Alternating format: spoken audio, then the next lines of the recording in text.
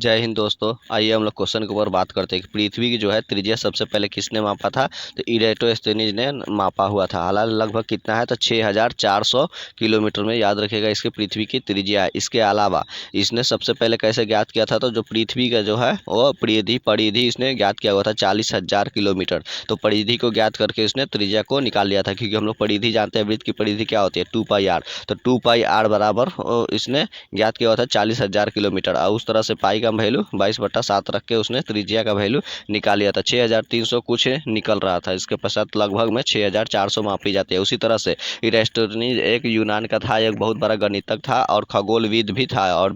और इसको इरेस्टोनीज को भूगोल का पिता भी के रूप में जाना जाता है। इसके अलावा अगर बात करेंगे हम लोग पृथ्वी के ध्रुवीय व्यास का, तो ध्रुवीय व्यास 12,714 किलोमीटर है और बृहस्पतिय व्यास 12,756 किलोमीटर है और दोनों के बीच का 42 किलोमीटर के अंतर को देखने को मिलता है। उसी तरह से पृथ्वी को नीला ग्रह कहा जाता है जल की उपस्थिति के कारण, और हरा ग्रह के रूप में यूरेनस को कहा जाता है मेथेन गैस की उपस्थिति के कारण, और पीला ग्रह के रूप में बृहस्पति को जाना जाता है। पीला ग्रह उपस्थिति के उस पे है जो क्या है कि सल्फर डाइऑक्साइड के उपस्थिति के कारण कहा जाता है। उसी तरह से शनि को काला ग्रह कहा जाता है। सफेद ग्रह के रूप में शुक्र को जाना जाता है। इसके अलावा अगर बात करेंगे हम लोग तो पृथ्वी का, तो और पृथ्वी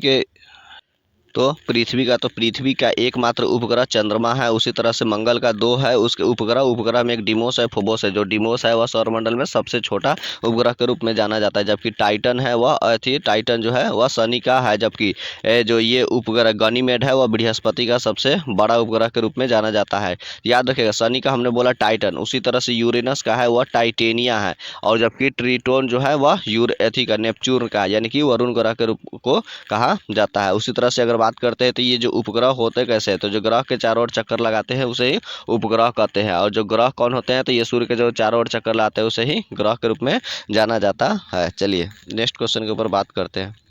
नेक्स्ट क्वेश्चन यही है कि महात्मा गांधी के अनुपस्थिति में भारत छोड़ो आंदोलन जो हुआ था 8 अगस्त 1942 का नेतृत्व किसने किया हुआ था, तो अरुणा आसफ अली ने किया हुआ था। आखिर क्या हुआ था, तो इसको बताते हैं भारत छोड़ो आंदोलन के बारे में। जैसे 7 अगस्त 1942 को मुंबई के ग्वालियर में इसका बैठक हुआ था, जिसके पश्चात में उसकी अध्यक्षता अबुल कलाम आज़ाद ने किए हुए थे। उसके बाद 8 अगस्त 1942 को इसको भारत छोड़ो आंदोलन को स्वीकार कर लिया गया, और स्वीकार करके 9 अगस्त को भारत छोड़ो आंदोलन को से शुरू किया गया, जिसके तहत अंग्रेजों ने क्या किया था, उसको ऑपरेशन जीरो आवर के तहत सभी बड़े बड़े नेताओं को बंदी बना लिया गया। और बंदी बनाने के पश्चात देखिए गांधी जी और कस्तूरबा गांधी और जो सरोजिनी नायडू थी, इन तीनों को पूना के आगा खा पैलेस में बंद कर दिया गया। उसी तरह से जवाहरलाल नेहरू थे, इसको अहमदाबाद के दुर्ग नगर में उनको बंद कर दिया गया। उसके अलावा ये जो थे अबुल कलाम आजाद उसको बांकुरा जेल में, डॉक्टर राजेंद्र प्रसाद को पटना के बांकीपुर जेल में, जयप्रकाश नारायण को हजारीबाग जेल में बंद कर दिया गया, जहां से वह उन्होंने दीपावली के रात में नेपाल भाग गए थे और उन्होंने आजाद दस्ता का गठन किए हुए थे। और सबसे ज़्यादा जयप्रकाश नारायण यही भारत छोड़ो आंदोलन के समय में ही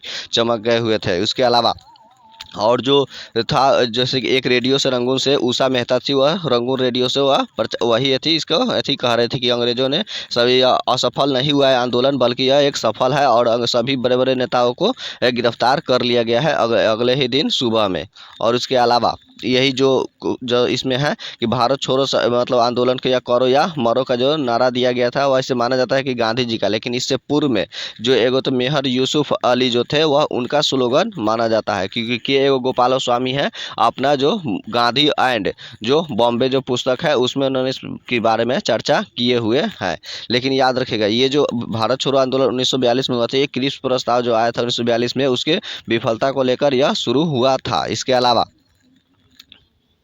गांधी जी का सबसे हिंसात्मक रूप में अगर कोई आंदोलन रहा है तो एकमात्र यही आंदोलन था जिन्होंने डू एंड डाई यानी कि भारत छोड़ो आंदोलन के रूप में जाना जाता है। इसी का मौका का फायदा उठाकर सुभाष चंद्र बोस ने भी दिल्ली चलो का नारा उन्होंने दिया हुआ था। इसके अलावा गांधी जी की अगर बात करेंगे तो इनके कोई पुस्तकों वगैरह पत्र पत्रिका जैसे कि यंग इंडिया है, हरिजन हो गया, नवजीवन हो गया यहाँ, और उसके बाद इंडियन ओपिनियन जो कि साउथ अफ्रीका में वह लिखे हुए थे। मेरे सपनों का Bharat, my experiment with truth, जो विथ ट्रूथ है वह गांधी जी का है, जबकि माई एक्सपेरिमेंट विथ अनट्रूथ कहेगा तो वह माइकल एंडरसन का लिखा हुआ है। उसी तरह से गांधी जी को अंग्रेजों ने सार्जेंट का भी उपाधि दिए रखा था और केसर हिंद का उपाधि दिया था, जो उन्होंने केसर हिंद की उपाधि उन्होंने जालियांवाला बाग हत्याकांड के समय में उन्होंने लौटा दिए थे। उसी पर से रविन्द्रनाथ टैगोर ने सर या नाइटहुड की उपाधि लौटा दिए थे। जमनालाल आजाद ने राय बहादुर का उपाधि लौटा दिए थे।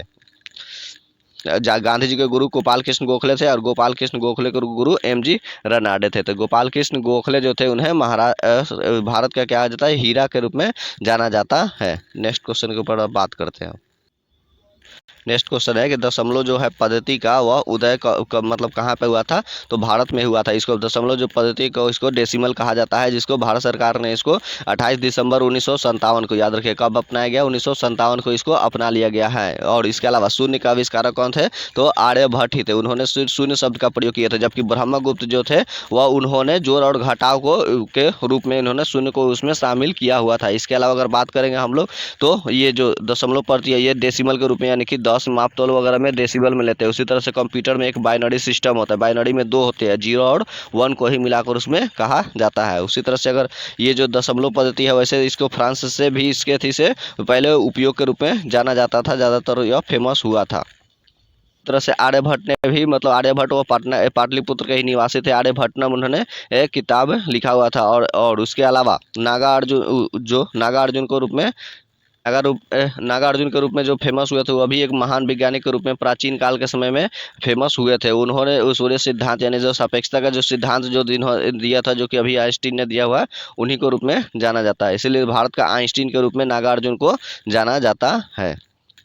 चलिए नेक्स्ट क्वेश्चन देखते हैं कि प्लासी का युद्ध जो हुआ था वह 23 जून 1757 के समय बंगाल के नवाब कौन था, सिराजुद्दौला था। हालांकि यह प्लासी का युद्ध एक षड्यंत्रकारी एक तरह का युद्ध हो गया, क्योंकि जो सिराजुद्दौला का जो सेनापति था मीर जाफर, उसने अंग्रेजों के साथ मिल गया था। और मिलने के पश्चात ने सिराजुद्दौला को बोला कि हुजूर आप चले जाइए, आराम से रेस्ट कीजिए, और हम लोग यह युद्ध जीत रहे हैं, प्लासी का युद्ध। और उसके पश्चात उसने मीर जाफर ने अपना बेटा को आदेश दिया, और बेटा ने एक अन्य व्यक्ति से कहकर सिराजुद्दौला की हत्या करवा दिया था। इसके पश्चात हालांकि यह भारत का एक मतलब एक अच्छा ही शासक के रूप में सिराजुद्दौला का माना जाता है। इसके पहले अगर बात करेंगे तो ठीक है, 20 जून 1756, याद रखिएगा 20 जून 1756 को एक युद्ध एक होती है, काल कोठरी की घटना होती है, यानी कि ब्लैक होल के रूप में जाना जाता था, जिसमें अंग्रेजों को सिराजुद्दौला ने 146 व्यक्तियों को बंदी बना रखा था, जिसमें से 123 व्यक्ति अगले दिन वह उनके मृत्यु हो गई थी, जिसमें से 23 व्यक्ति ही जिंदा था। जिसमें से हालवेल था, उसी ने ही बताया कि एक मतलब जो सिराजुद्दौला नाम का एक नवाब है, उसने इतने सारे व्यक्तियों को बंदी बना लिया था, जिसमें से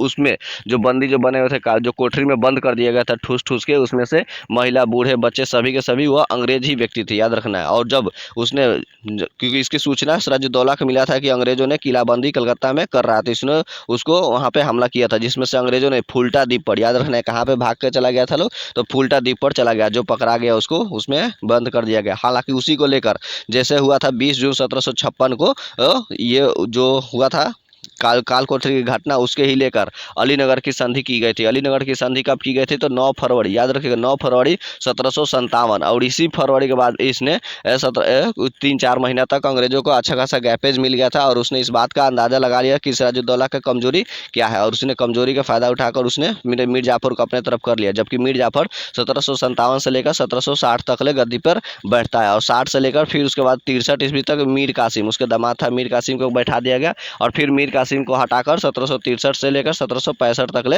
ये मीर जाफर को बैठाया गया था। जैसे ही 1763 में मीर कासिम को, हालांकि मीर कासिम जब गद्दी पे बैठा था, इसने अपनी राजधानी मुर्शिदाबाद से हटाकर मुंगेर लेकर चला आया था बिहार में, यहीं पे सैनिक छावनी वगैरह डाल दिया था, बंदूक के फैक्ट्री वगैरह सब स्थापित कर दिया था। और करने के पश्चात जो एक दस्ता था, उसने दस्ता को खत्म कर दिया था, यानी कि एक तरह का वह टैक्स वसूल करने का एक होता था, जिसमें से अंग्रेज उसका दुरुपयोग ज्यादा मतलब कर रहा था। इसी को लेकर 1764 में, याद रखेगा 22 अक्टूबर 1764 को बक्सर का युद्ध हुआ। यह बक्सर जिला है जो बिहार में, वहीं पे हुआ था। तो बक्सर के युद्ध के पश्चात में वो था बिहार की तरफ से अगर देखा जाए तो यह थे मीर कासिम थे, और उसके बाद यूपी के जो अवध के नवाब थे सुजाउद्दौला, और दिल्ली के नवाब जो थे शाह आलम द्वितीय, ये तीनों लोग मिलकर अंग्रेजों के साथ युद्ध किया हुआ था। जब युद्ध के पश्चात किया तो इस समय हेक्टर मुनरो थे, याद रखना बक्सर के युद्ध के समय हेक्टर मुनरो था, जिसमें ये तीनों व्यक्ति हार गया था। इस तरह से अंग्रेजों का पूरा रास्ता साफ हो गया। उन्हें बंगाल तो प्राप्त हो भी किया, साथ ही साथ जो भारत का मेन शासक था दिल्ली था, वो भी इसके प्राप्त हो गया था। इसके बाद इलाहाबाद की संधि हुआ था। इलाहाबाद का 2 संधि हुआ था। इलाहाबाद की जो पहली हुई थी वो 12 अगस्त हुआ था 1765 को हुआ था, जिसमें शाह आलम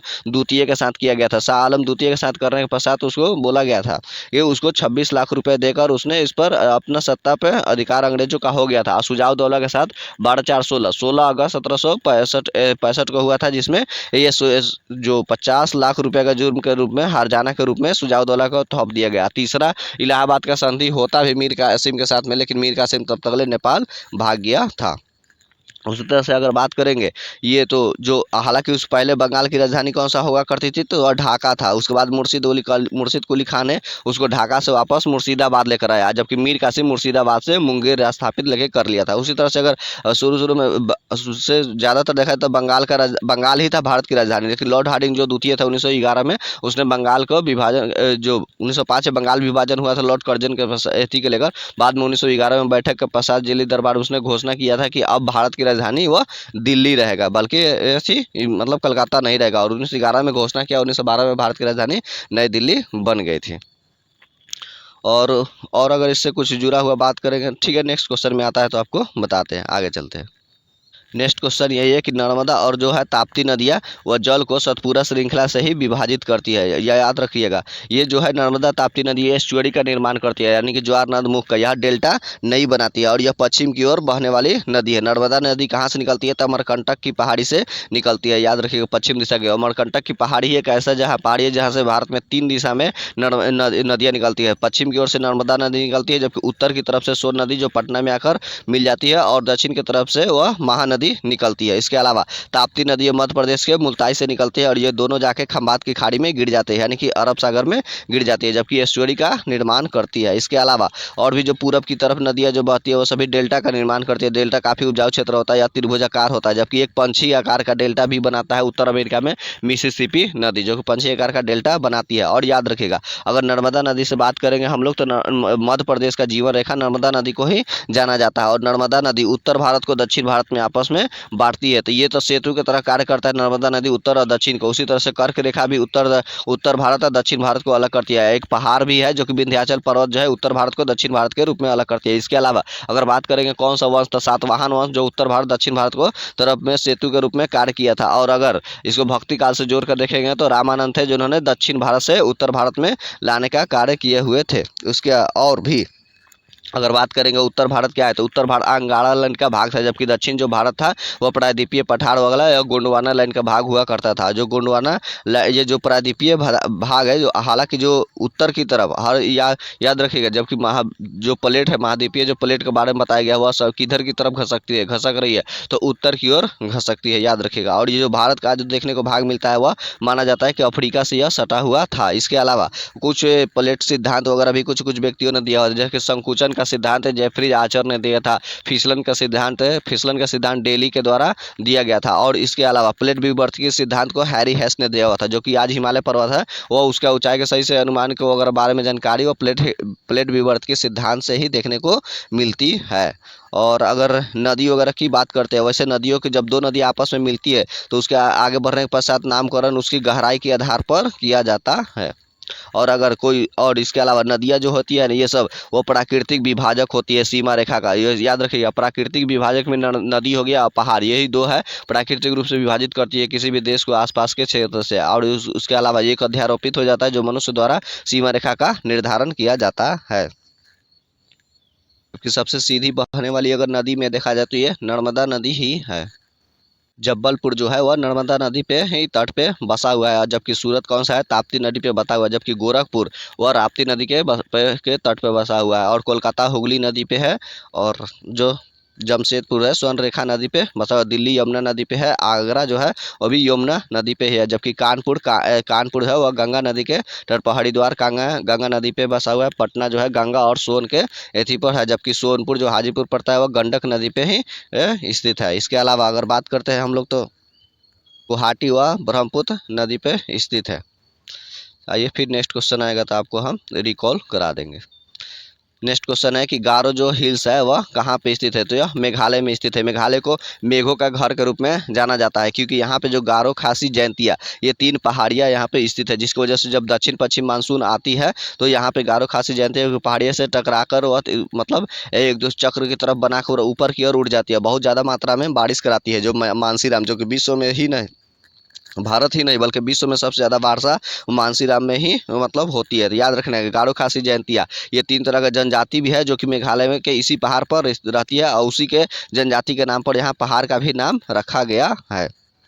और इसके अलावा के अलावा अगर हम लोग बात करेंगे तो ये तो मेघों का घर मेघालय हो गया, लेकिन थंडरबोल्ट कहा जाता है, यानी कि जहाँ बिजली बहुत ज़्यादा चमकती है तो वह भूटान देश को कहा जाता है।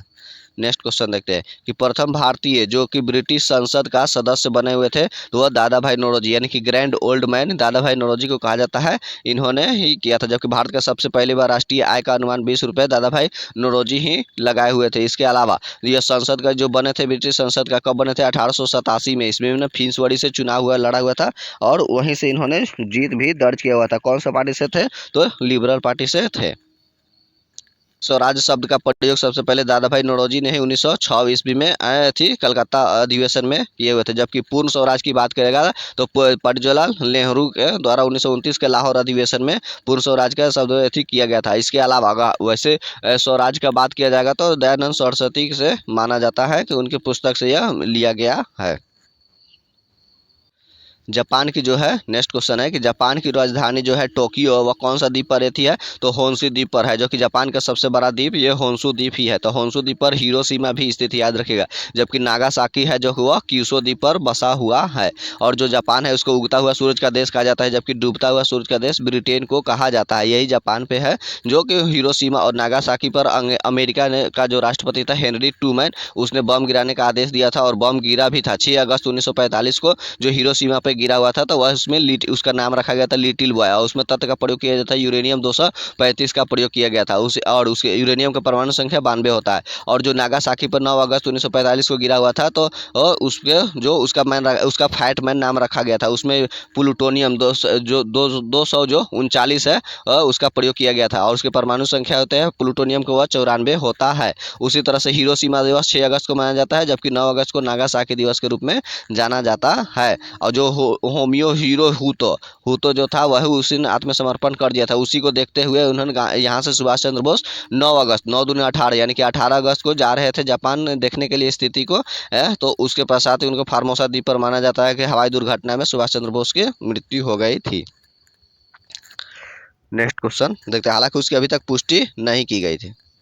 कार्बन डाइऑक्साइड यानी कि CO2 गैस क्या है, एक तरह से ग्रीन हाउस गैस है। ग्रीन हाउस गैस से तो क्या है, ग्लोबल वार्मिंग बढ़ रहा है आजकल। और देख रहे हैं कि बहुत सारा जो दक्षिणी ध्रुव वगैरह है, बर्फ बहुत तेजी के साथ में पृथ्वी गर्म हो रहा है तो बर्फ पिघल रहा है। और ऐसा अनुमान लगाया जाता है कि अगर आने वाले समय में ऐसे ही पिघलते रहा तो जल स्तर समुद्र का बढ़ जाएगा और सभी महाद्वीप उसमें डूब जाएंगे। हालांकि सबसे अंत में अगर कोई डूबेगा तो वह अफ्रीका महाद्वीप, जिसको अंध महाद्वीप, काला महाद्वीप के और पिछड़ा महाद्वीप के और पठारों का महाद्वीप के नाम से जाना जाता है, वही डूबेगा। इसके अलावा अगर बात करेंगे कार्बन डाइऑक्साइड का, तो कार्बन डाइऑक्साइड जो है वायुमंडल में 0.033% रहता है। ऑक्सीजन 21% है और नाइट्रोजन 78% है। और ये कार्बन इसके लेकर ग्रीन हाउस गैस से संबंधित एक प्रोटोकॉल बना हुआ है, याद रखो। वह वियना क्योटो प्रोटोकॉल कब 1997 में बना हुआ था, 1997 क्योटो प्रोटोकॉल, जिसको उसको प्रभावी किया गया 2005 ईस्वी में। क्योटो कहाँ है, तो जापान में एक शहर है, उसी को देखते हुए। उसी तरह से ओजोन परत से में छिद्र को लेकर भी प्रोटोकॉल बना हुआ था, वियना एथी है। वह है मॉन्ट्रियल प्रोटोकॉल जो कि कनाडा शहर में पड़ता है, याद रखिए। मॉन्ट्रियल प्रोटोकॉल कहाँ है, कनाडा में, कब 1987 में बना हुआ था। और उसे वियना प्रोटोकॉल 1985 में वह भी ओजोन परत को ही देखते हुए। जैव विविधता से संबंधित कार्टिजोना प्रोटोकॉल है, याद रखिए। जैव विविधता से संबंधित कार्टिजोना प्रोटोकॉल बना हुआ था। नेक्स्ट क्वेश्चन देखते हैं कि प्याज में क्या पाया जाता है, तो वह फास्फोरस पाया जाता है। प्याज क्या है, एक तरह का तना है। प्याज हो गया, आलू हो गया, प्याज, आलू और अदरक और हल्दी, ये सब तना का रूप है। प्याज एक सल कंद है, जबकि आलू एक कंद है। और उसी तरह से प्रकंद के रूप में जो हो गया वह हल्दी वगैरह हो गया। उसी तरह से अगर बात करेंगे प्याज उत्पादन में भारत का महाराष्ट्र 1 नंबर पे स्थित है। जो प्याज, अब फास्फोरस की बात करते हैं तो जो फास्फोरस होता है, जैसे श्वेत फास्फोरस को स्वतः ही जल उठता है वायुमंडल में, और जलने के पश्चात में वह कौन सा यौगिक बनाता है, तो P4O10, याद रखिएगा। P4O10 वह निर्माण करता है। और कास्टिक सोडा के साथ, कास्टिक सोडा मतलब क्या होता है, NaOH, कास्टिक सोडा इसको कहा जाता है। उसी तरह से कास्टिक पोटास भी होता है, KOH होता है, उसको कास्टिक पोटास के नाम से जाना जाता है। तो जो कास्टिक सोडा के साथ यह फास्फोरस, जो सफेद फास्फोरस होता है, यौगिक उससे रासायनिक प्रतिक्रिया करके एक जहरीली गैस जो है वह फास्फीन का निर्माण करती है। फास्फीन का सूत्र क्या होता है, तो PH3, याद रखिएगा। फास्फीन का PH3 होता है। उसी तरह से फास्फोरस को अगर 3000 उसको डिग्री सेल्सियस से इसको गर्म करते हैं तो उसके बाद यह लाल फास्फोरस का निर्माण करता है। लाल फास्फोरस का प्रयोग आप जानबे करते हैं, उसका DSLI के रूप में उसका प्रयोग किया जाता है। उसी तरह से सबसे काला फास्फोरस होता है, वह सबसे कम क्रियाशील होता है। सबसे कम। फास्फोरस याद रखिएगा, हमारे हड्डियों वगैरह में क्या है कि कैल्शियम के साथ साथ फास्फोरस भी रहता है, फास्फोरस फास्फेट के रूप में रहता है। और कैल्शियम फास्फेट यानी कैल्शियम फास्फेट उसका सूत्र होता है CA3PO4 याद रखिएगा। सी मतलब कैल्शियम फास्फेट का सूत्र होता है CA3PO4 याद रखिएगा, CA3PO4 यही होता है कैल्शियम फास्फेट का सूत्र। फास्फोरस हमें 1 से 2% मात्रा में रहती है हमारे शरीर में। नेक्स्ट क्वेश्चन देखते हैं कि हीरा का जो है क्रांति कोण कितना होता है, 24.4 होता है, तो ये क्रांति कोण होता है। इसके अलावा अगर बात करेंगे अपवर्तनांक हीरा का तो 2.42 होता है इसका क्रांति कोण, इसका अपवर्तनांक होता है हीरा का सबसे अधिक अपवर्तनांक। और हीरा में कौन सा प्रसंकरण पाया जाता है, तो sp3 प्रसंकरण पाई जाती है। हीरा की आकृति चतुष्फलकीय होता है और इसमें जो यानी चतुष्फलकीय यानी कि टेट्राहेड्रल होता है, जबकि हीरा को जो काला हीरा उसे बोट कहते हैं, उसको एथी काटने में प्रयोग किया जाता है। जबकि हीरा विद्युत का कुचालक होता है, यानी इसमें इलेक्ट्रॉनों का प्रवाह नहीं होता है। और हीरा की अगर बात करेंगे हम लोग तो हीरा के जो है इसमें जब प्रकाश से ऐसी गुजारी जाती है तो उसमें से हरा रंग का प्रवेश होता है, जो हुई को पहचान होती है। वैसे ग्रेफाइट जो होता है उसमें sp2 प्रसंकरण पाई जाती है, उसका आकृति षष्ठकोणीय होता है यानी कि हेक्सागोनल होता है, और वह मतलब विद्युत का सुचालक होता है। सुचालक होने के बाद जो मुलायम होता है, ग्रीस के रूप में उसका प्रयोग किया जाता है। नेक्स्ट क्वेश्चन है कि वर्षा की जो है छोटी सी वह बूंदे होती है, पृष्ठ तनाव के कारण ही गोल होती है। आखिर गोल क्यों होती है, क्योंकि सभी के आयतनों में सबसे कम अगर देखा जाए तो गोला का ही आयतन होता है। गोला का आयतन कितना होता है, 4/3 πr³ होता है, इसलिए गोल हो जाता है पृष्ठ तनाव। पृष्ठ तनाव द्रव और गैसों में देखने को मिलती है। हालांकि अगर बात करेंगे पृष्ठ तनाव होता क्या है, एकांक लंबाई पर लगने वाले बल को, याद रखिए एकांक लंबाई पर लगने वाला बल को ही पृष्ठ तनाव कहा जाता है। उसका मात्रक होता है न्यूटन मीटर। इसके अलावा पानी पे जो तैरता है मच्छर और लार्वा वगैरह, वह सब पृष्ठ तनाव के कारण होता है। अगर उसमें हम लोग तेल वगैरह छीट देते हैं तो पृष्ठ तनाव घट जाता है, जिसके कारण वह उसमें डूब जाता है।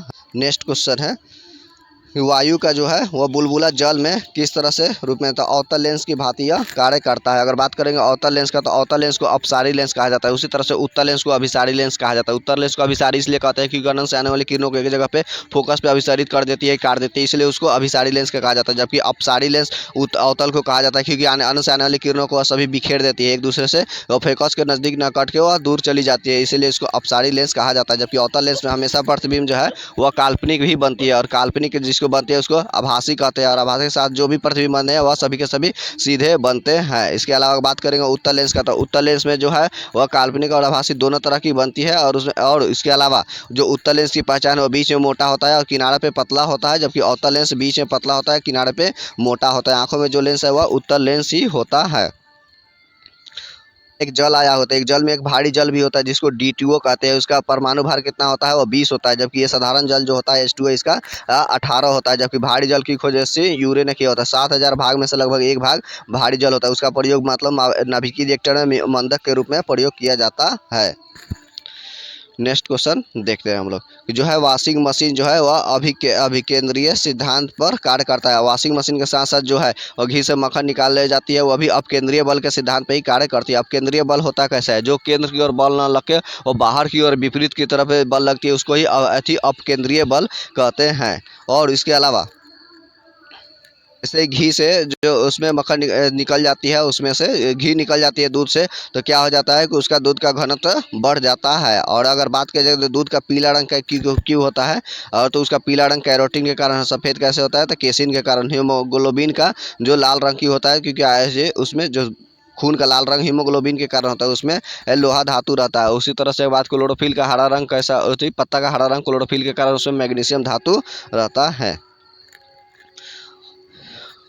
नेक्स्ट क्वेश्चन देखते हैं कि सामान्य अवस्था में होती है वह गैसें वह विद्युत का कुचालक होती है, क्योंकि अगर यह सुचालक होती है और कुचालक होती है यानी कि इसमें इलेक्ट्रॉनों का प्रवाह नहीं होता है, और इलेक्ट्रॉन के प्रवाह को ही विद्युत का प्रवाह कहा जाता है। और उसी तरह से अगर बात करते हैं गैसों में, तो गैस जो होती है इसका कोई निश्चित आयतन और आकार भी नहीं होता है, गैस को किसी रूप में। जबकि गैसों का नियम ग्राहम जो इसने गैसों का एक नियम उसने दिया हुआ था, याद रखें गैसों का ग्राहम नियम दिया हुआ था। इसके अलावा उसने बताया था कि गैसों के जो विसरण की जो मिलने की जो गति होती है, जब गैसें आपस में एक दूसरे से मिलती है उसको विसरण कहा जाता है। तो विसरण की जो गति होती है उसके परमाणु भार का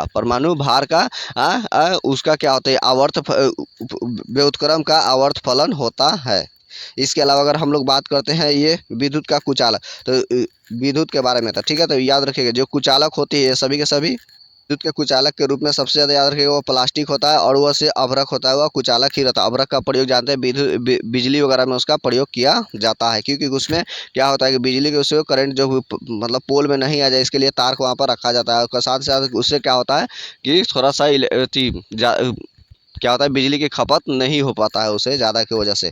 और उसके बात करते हैं अगर हम लोग एथी का अभ्रक के बारे में, तो चाइना 1 नंबर पे है, भारत में आंध्र प्रदेश 1 नंबर पे उसके उत्पादन में है। अगर पृथ्वी को चारों ओर घेरने वाले गैसों के आवरण को कहेगा तो उसको वायुमंडल कहते हैं, जबकि पृथ्वी के चारों ओर घेरने वाला जो आकाश पूछेगा कि आकाश को क्या कहते हैं, तो हम लोग ब्रह्मांड कहते हैं। उसी तरह से अगर गैसों का एक नियम देखने को मिलता है, जैसे कि एवोगाड्रो का नियम, बॉयल्स के नियम, चार्ल्स का नियम होता है, जिसमें एक सूत्र होता है पी बराबर एन आर टी। याद रखिएगा पी बराबर एन आर टी, या एक गैसों का ही एक नियता ऐसी के बारे में बताया है। उसी तरह से एवोगाड्रो का नियम क्या होता है कि जो होता है ना उसमें उसके द्रव्यमान प्रेशर और टेम्परेचर दोनों नियत होती है। तो गैसों के जो होती है घुलने मिलने की जो दर होता है उसमें मोलों की संख्या के बराबर। उसी तरह बॉयल्स का नियम होता है और चार्ल्स का भी नियम होता है। तो बॉयल्स के नियम में ताप क्या होता है कि नियत रहता है, जबकि चार्ल्स के नियम में प्रेशर नियत रहता है। इसी तरह से हमारे डिस्कशन वीडियो देखने के लिए बने रहिए, हमारे चैनल को सब्सक्राइब कीजिए, लाइक कीजिए। चलते हैं, जय हिंद। थोड़ा और भी हम आगे खींचते लेकिन थोड़ा सा शोर लाउड स्पीकर के कारण से हमको यहीं पे स्टॉप करना पड़ रहा है। उम्मीद है कि आप किसी तरह थोड़ा सा मैनेज करके चलेंगे।